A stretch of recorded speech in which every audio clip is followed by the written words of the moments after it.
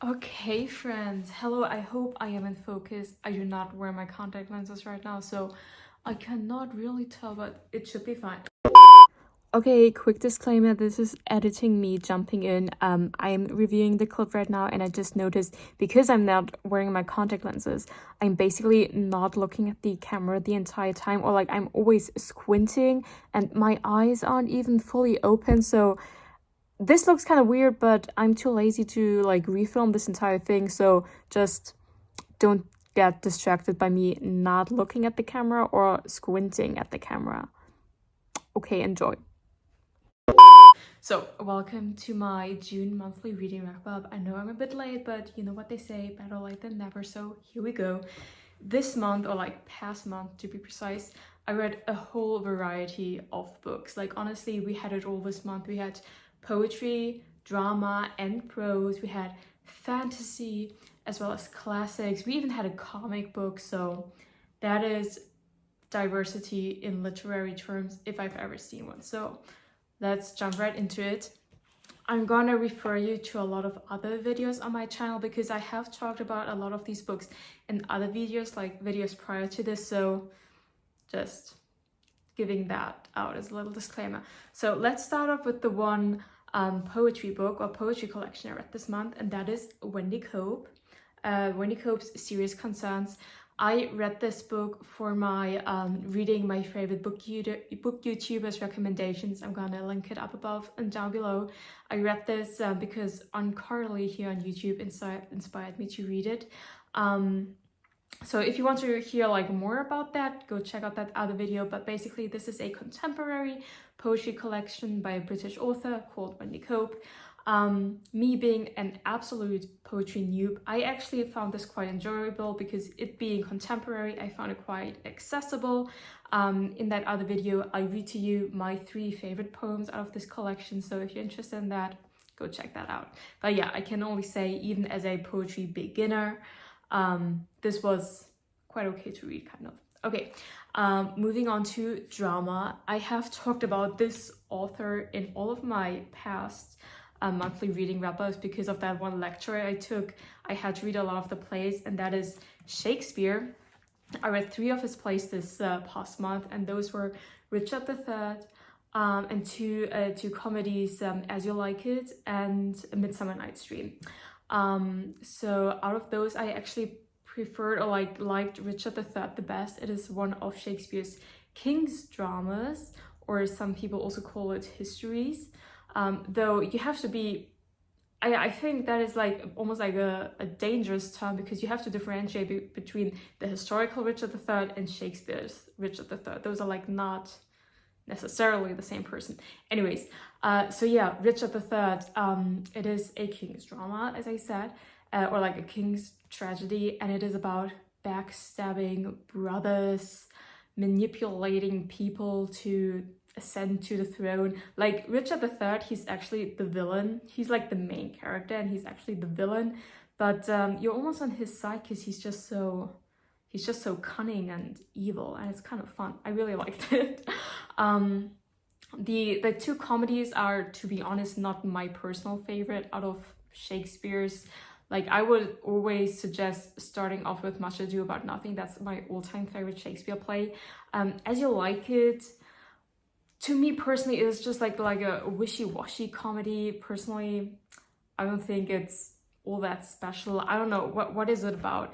It's like people falling in love, having to flee into the forest, people pretending there's someone else, etc. So there's like this identity crisis at some point. And then at the end, a hell of a lot of couples are getting married. Like, honestly, there are like 5 couples getting married in the end. I don't know, personally, I'm not obsessed with that play, but it is what it is. I had to read for a lecture, whatever.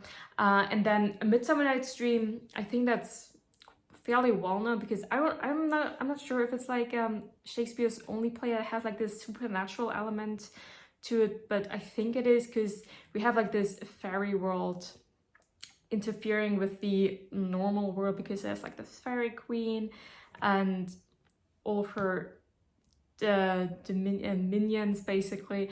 I don't know, and it has a lot of the same themes as You Like It, as in like people falling in love and there are like complications. And in Midsummer Night's Dream, of course, we have also this complication of people being enchanted, falling in love with someone else, blah blah blah blah blah. But then in the end, of course, again, a lot of people getting married. But yeah, personally, As You Like It and Midsummer Night's Dream are not my favorites. So I definitely enjoyed Richard III the most out of all of these three. Okay, moving on to my favorite genre, and that is prose. We're starting off with a historical fiction I read the past month, and that is Hamnet by Maggie O'Farrell. I also read this for my book YouTuber recommendations video. I read this for Jack Edwards because he had talked about this.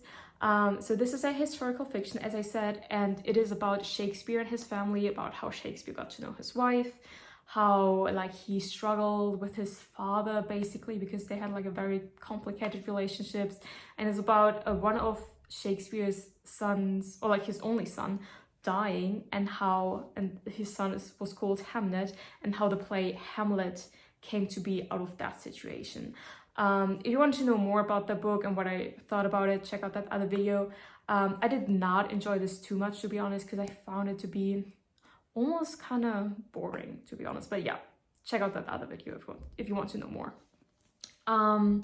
Then moving on to the Agatha Christie section of this video, because none of my months is going past without me reading Agatha Christie in one way, shape, or form. This month I read one novel by her, and that is like The Vengeance of Nofret. How do you pronounce that in English? I'm not quite sure. This book was not at all what I expected it to be. I thought this was gonna, well, yeah, take place in Egypt, but I thought it would take place in like the present time, and we would have like a scenario as like, okay, we're maybe on this excavation site and people are getting killed, and some believe it's like superstitious reason because like ghosts are killing whatever, and of course there's real murder going on. I thought this book was going to be about that. I was wrong, because this book literally takes place 2000 BC, like in literal ancient Egypt, and there's no Hercule Poirot or Agatha Christie in this one. There's just like this random family, and like with Nofret playing like a major role, however you want to see it. And yeah, people are dying, etc. And our main girl kind of like solves it, or like they're all solving it together. I don't know, like this was not at all what I was expecting, because I expected like an Hercule Poirot or Agatha Christie Miss Marple novel, and it wasn't that. So I mean, it wasn't bad, it was okay, I guess. But if you want to get into Agatha Christie, read literally every other novel first, I would say. Okay. And then the other Agatha Christie book I read this month is actually the one right here. You can see it. It is a Agatha Christie comic book. I also made a different video about this, again linked up above and down below. So yeah, this is a comic book inspired or depicting Agatha Christie's life. It is beautifully illustrated, and I just thought it was such a cute idea to make like this comic book about her life. It's not just about her as an author, but like her as a person. You get to know like her background a little bit. I found it super interesting, and it's just beautiful. But be aware, like the original version is in French, and I actually tried to read it in French. I don't really speak French, so there was a little bit of a struggle, but the pretty pictures helped me understand it, you know?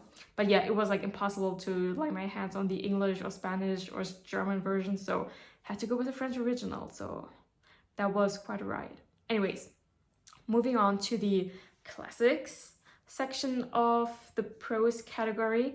The first book I read in that section is Northanger Abbey by Jane Austen. I also talked about this in my YouTuber recommendations video. I read this book for Emmy. I enjoyed this quite a lot. I think this book is like a mixture between a kind of Bridgerton situation, as in like the first half of the book, our main girl is introduced into society in Bath. She's meeting lots of people, making friends, falling in love. And then the second half of the book, she's staying at Northanger Abbey, this huge mansion in the English countryside, and she's imagining all kinds of stuff going on. Like the second half of this book is kind of like a parody on the Gothic novel. But again, if you want to hear more about that, check out that other video. And then the other classic I read this this past month is The Secret Garden by, Frances Hodgson Burnett. Okay, this is a childhood classic. Gosh, it almost reads like a fairy tale because it is such a heartwarming story that has like this moral to it, basically. So this is about a young spoiled girl who has to move from India to live with her uncle in England because her parents die, and she's like a very unlovable little creature. Like she basically hates everything and everyone, including herself. So she's like very young but already very bitter, etc. And so she has to go to England and live in the countryside in this like big mansion again. And of course she's miserable at first, but then she discovers this secret garden and she becomes a better person and she makes friends. It is such a beautiful story, and not only is the story beautiful, but also this version of the book I have right here, which is like this beautifully illustrated version with like pictures in it, and they're like also like 3D pop-up little elements. It yeah, this was literally quite enchanting. I love this. And now last but not least, the fantasy I read this month. I'm like 6th, 7th finished with this book, and that is Ninth House by Leigh Bardugo. I also talked about this book in that book YouTuber recommendation video. So again, if you want to hear more about it, me talking about it, check out that other video.